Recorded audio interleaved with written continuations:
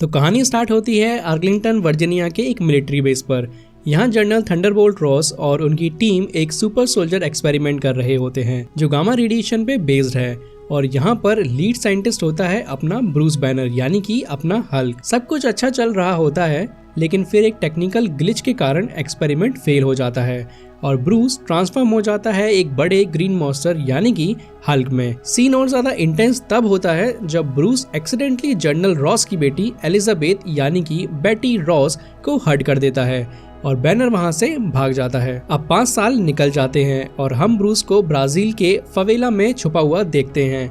यहाँ बैनर योगा की प्रैक्टिस करता है और पैसे कमाने के लिए एक सोडा फैक्ट्री में काम भी करता है और अपने हल्क वाले ट्रांसफॉर्मेशन को कंट्रोल करने की फुल कोशिश कर रहा होता है। उसके पास एक हार्ट रेट मॉनिटरिंग वॉच भी होती है।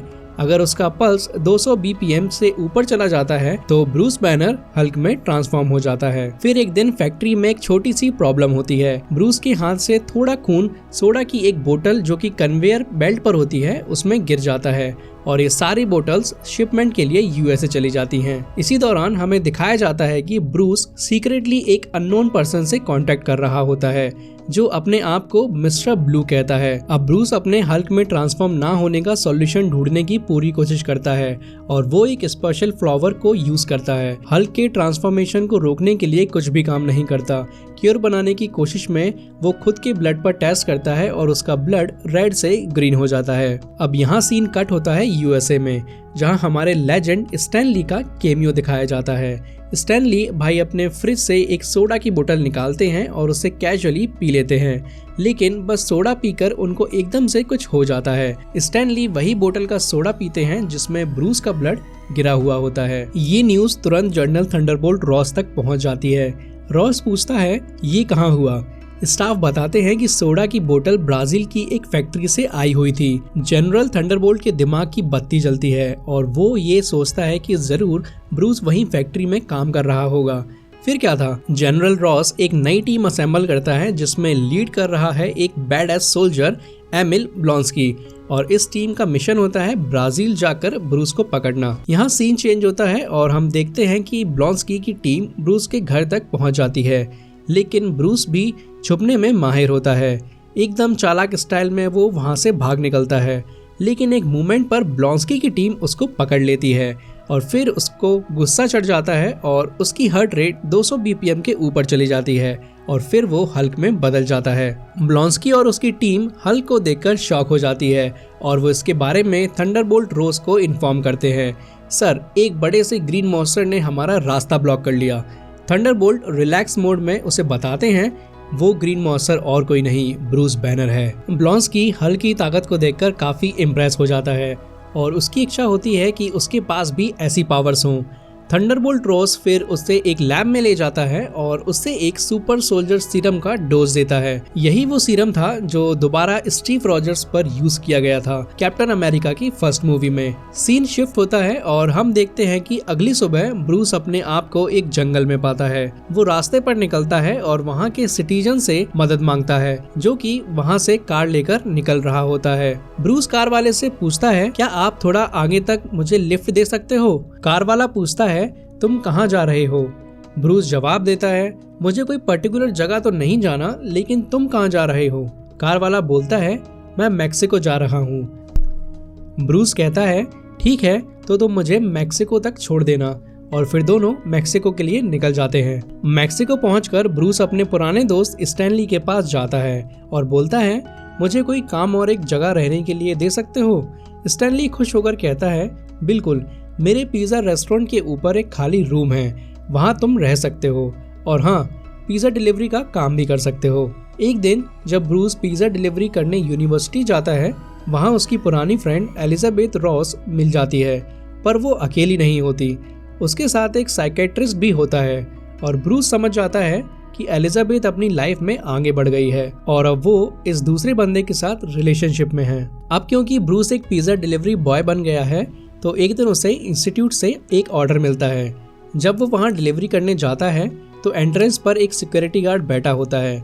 ये वही एक्टर है जिसने हल्क की ओल्ड मूवीज में काम किया होता है 90s के टाइम पे। ब्रूस पिज्जा डिलीवरी कंप्लीट करता है और सोचता है कि शायद अब वो मिस्टर ब्लू से मदद ले सकता है। वहाँ वो स्टार्क इंडस्ट्रीज का सॉफ्टवेयर एक्सेस करता है और मिस्टर ब्लू से कांटेक्ट करने की कोशिश करता है। ब्रूस बोलता है, मैं फिर से हल्क बन गया था, क्या तुम्हारे पास कोई और तरीका है इस प्रॉब्लम को ठीक करने का? मिस्टर ब्लू का रिप्लाई आता है, मुझे तुम्हारा खून चाहिए, अगर तुम अपना ब्लड भेजोगे तो मैं तुम्हारी मदद कर सकता हूँ। बिना ब्लड सैंपल की सिर्फ बातें करने से कुछ नहीं होगा। ये सुनकर ब्रूस थोड़ा डिसअपॉइंट हो जाता है और वापस स्टैनली के पिज्जा रेस्टोरेंट में चले जाता है। अब रात को एलिजाबेथ यानी कि बेटी रोज अपने नए साइकेट्रिस्ट बॉयफ्रेंड के साथ स्टैनली के पिज्जा रेस्टोरेंट में आती है। जब ब्रूस को पता चलता है कि एलिजाबेथ वहाँ आई हुई है तो वो तुरंत रेस्टोरेंट छोड़कर भाग जाता है, लेकिन एलिजाबेथ उसे देख लेती है और उसका पीछा करना शुरू कर देती है और अब यहाँ बारिश भी शुरू हो जाती है। ब्रूस रेस्टोरेंट से भाग रहा होता है, लेकिन एलिजाबेथ उसे अपनी कार से पकड़ लेती है। वो इमोशनल होकर कहती है, तुम 5 सालों से कहाँ थे? मैंने तुम्हारा इतने साल इंतजार किया पर तुम मुझे कहीं नहीं मिले। ब्रूस अपनी पुरानी बातें याद करते हुए एलिजाबेथ को समझाता है, मैं अपनी हल्क वाली प्रॉब्लम की वजह से छुप रहा था। मैं नहीं चाहता कि मैं फिर से हल्क बन जाऊं और सब कुछ तोड़ फोड़ दूं, इसलिए मैंने तुमसे दूर रहना बेटर समझा। एलिजाबेथ यानी कि बेटी ब्रूस से कहती है, मैं तुम्हारी मदद कैसे कर सकती हूँ? ब्रूस जवाब देता है, मुझे इंस्टीट्यूट जाना होगा और फिर से मिस्टर ब्लू से मिलना होगा। वो मेरी मदद कर रहा था हल्क के गामा रेडिएशन को खत्म करने में और मुझे वापस ह्यूमन फॉर्म में लाने में। अगली सुबह दोनों ब्रूस और बेटी इंस्टीट्यूट के लिए निकल पड़ते हैं, लेकिन ब्रूस ने लास्ट टाइम जब स्टार्क इंडस्ट्रीज के सॉफ्टवेयर में लॉगिन किया था तब जनरल थंडरबोल्ट रॉस को ब्रूस का लोकेशन पता चल गया था। इसलिए रॉस तुरंत अपनी टीम भेजता है जिसमें ब्रूस को पकड़ने के लिए सुपर सोल्जर एमिल बॉस्की भी शामिल होता है। ब्लॉन्स्की, जिसमें अब सुपर ह्यूमन स्पीड और सुपर स्ट्रेंथ वाली पावर्स होती हैं, वो अब हल्क से लड़ने के लिए उपासा बैठा हुआ होता है। तो ब्लॉन्स्की और उसकी टीम ब्रूस को एक बिल्डिंग में ढूंढकर ट्रैप कर लेते हैं। फिर ब्लॉन्स्की अपनी टीम को ऑर्डर्स देता है, use grenade launchers. Soldiers 2 grenade fire करते हैं और एक गैस रिलीज होती है जो ब्रूस को परेशान करने लगती है। जैसे ही गैस का अफेक्ट होता है, ब्रूस अपना कंट्रोल खो देता है और उसका हार्ट रेट 200 BPM से ऊपर चला जाता है और फिर क्या था, वो हल्क में बदल जाता है। लेकिन इस बार हल्क ज्यादा गुस्साया हुआ होता है। हल्क अपनी इमेंस स्ट्रेंथ का यूज करता है और वो टैंक्स को पलटा देता है और सोल्जर्स को एक एक करके हवा में उड़ाने लगता है। सोल्जर्स जब भी हल्क पर गोली चलाते हैं उनका कोई असर हल्क पर नहीं होता। फ्रस्ट्रेटेड होकर थंडरबोल्ट रॉस ऑर्डर देता है स्पेशल गामा वेव्स वाली तोप लाने का, जिसे वो हल्क को फ्रीज कर सकते थे। लेकिन हल्क यहाँ पर अपने मोटे दिमाग का सही यूज करता है और वो एक टूटी हुई शील्ड उठाता है और उसे डिफ्लेक्ट करके गामा वेव्स को तोप पर वापस मार देता है, जिससे तोप डिस्ट्रॉय हो जाती है। ब्लॉन्स्की, जो कि वहीं पर होता है, वो हल्क से टकराने के लिए आता है। वो हल्क को उकसाते हुए बोलता है, बस इतना ही, तुम्हारे पास बस इतनी ही पावर्स हैं। पर हल्क तो हल्क है। हल्क एक किक मारकर ब्लॉन्स्की को चिड़िया की तरह उड़ा देता है, जिससे ब्लॉन्स्की सीधा एक पेड़ से टकराता है और उसकी सारी हड्डियां टूट जाती हैं। फिर हल्क एलिजाबेथ को लेकर वहां से भाग जाता है। थंडरबोल्ट रॉस तुरंत ब्लॉन्स्की को हॉस्पिटल भेज देता है, जहां डॉक्टर्स कंफर्म करते हैं उसकी हड्डियां बहुत बुरी तरह टूटी हुई हैं और अब वो चल भी नहीं सकता। दूसरी तरफ ब्रूस और बेटी ने न्यूयॉर्क जाने का प्लान बना लिया होता है। उन्हें पता था कि न्यूयॉर्क में ही वो मिस्टर ब्लू को ढूंढ सकते हैं, जो ब्रूस की प्रॉब्लम का सॉल्यूशन दे सकता है। जैसे ही वो दोनों न्यूयॉर्क पहुंचते हैं, ब्रूस तुरंत मिस्टर ब्लू से कांटेक्ट करता है और पता चलता है कि मिस्टर ब्लू का असली नाम सैमुअल इंस्टेंस होता है। अब सीन कट होता है और हमें दिखाया जाता है कि ब्लॉन्स्की अब पूरी तरह से ठीक होने लगा है। ऐसा इसलिए पॉसिबल होता है क्योंकि ब्लॉन्स्की को थंडरबोल्ट रॉस ने सुपर सोल्जर सीरम दिया हुआ होता है। अब ब्रूस और बेटी मिस्टर ब्लू के साथ बैठकर अपनी प्रॉब्लम शेयर कर रहे होते हैं। ब्रूस कहता है, जब मैं हल्क बनता हूँ मैं अपने आप पे कंट्रोल नहीं कर पाता, सब कुछ तोड़ डालता हूँ, क्या इसका कोई इलाज है? मिस्टर ब्लू कहता है, जब तुमने अपने ब्लड सैंपल्स भेजे थे तो वो काफी कम थे, मैंने उनको क्लोन किया यानी कि उनको कॉपी किया और अब मेरे पास काफी ज्यादा सैंपल्स हो चुके हैं जो अब मैं लैब में स्टडी कर रहा हूँ। ब्रूस परेशान होकर कहता है, ये सारे सैंपल्स तुरंत डिस्ट्रॉय करने पड़ेंगे क्योंकि एक आदमी है एमिल ब्लॉन्स्की जो इन्हें चुराने की कोशिश करेगा। अगर उसके हाथ ये लग गए तो सब कुछ बर्बाद हो जाएगा। मिस्टर ब्लू कुछ कहता उससे पहले ही ब्लॉन्स्की और उसकी पूरी टीम लैब पे अटैक कर देती है और ब्लॉन्स्की की टीम एक पॉइजनस तीर ब्रूस को मार देती है जो ब्रूस को बेहोश कर देती है। अब ब्लॉन्स्की की टीम ब्रूस और बैटी को पकड़ने के लिए आगे बढ़ते हैं, लेकिन ब्लॉन्स्की खुद रुक जाता है और वो सैमुअल से पूछता है, क्या तुम्हें पता है कि ब्रूस का हल्क बनने का प्रोसेस क्या है? मुझे बताओ, वरना मैं तुम्हें जान से मार दूंगा। मिस्टर ब्लू घबराते हुए बताता है गामा रेडिएशन है जो कि ब्रूस की बॉडी को ट्रांसफॉर्म करने की एबिलिटी देता है, पर मैंने एक स्पेसिफिक स्ट्रेन ब्रूस की बॉडी से निकाल लिया है जो ये ट्रांसफॉर्मेशन स्टार्ट करती है। यहाँ ब्लॉन्स्की की आंखों में गुस्सा और लालच दोनों देखने को मिलते हैं और फिर वो कहता है, अगर तुम अपनी जान बचाना चाहते हो तो ये स्ट्रेन मेरी बॉडी में इंजेक्ट कर दो। मैं भी हल्क जैसा बनना चाहता हूँ ताकि मुझे वो पावर्स मिल सके जो हल्क के पास हैं। फिर मिस्टर ब्लू ब्लॉन्स्की को हल्क का स्ट्रेन इंजेक्ट कर देता है। जैसे ही वो इंजेक्ट होता है, ब्लॉन्स्की की ट्रांसफॉर्मेशन शुरू हो जाती है।